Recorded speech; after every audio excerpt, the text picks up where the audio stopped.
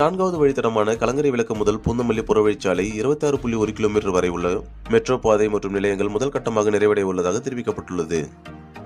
இந்த வழித்தடத்தின் ஒரு பகுதியாக பூந்தமல்லியிலிருந்து போரூர் வரை சுமார் 10 கிலோமீட்டர் தூரத்திற்கு வரும் ஜனவரி மாதத்தில் மெட்ரோ ரயில் சேவையை தொடங்க சென்னை மெட்ரோ ரயில் நிறுவனம் திட்டமிட்டுள்ளது. பாதுகாப்பு சான்றிதழ் பெறுவதற்கான சோதனை ஓட்டப் பணிகள் கடந்த ஆகஸ்ட் மாதம் நடைபெற்றன.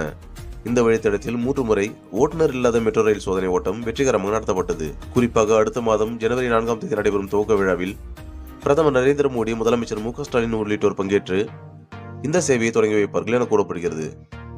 வடபழனியில் ஏற்கனவே முதல்கட்ட மெட்ரோ ரயில் நிலையம் செயல்பாட்டில் உள்ளது. 2ஆம் கட்ட மெட்ரோ ரயில் பாதையும் இங்கு சந்திக்க உள்ளதால் 2 கட்ட நிலையங்களையும் இணைக்கும் வகையில் 130 மீட்டர் நீளமுள்ள உயரமான நடைபாதை ஸ்கைவாக் அமைக்கும் பணி மேற்கொள்ளப்பட்டு வருகிறது.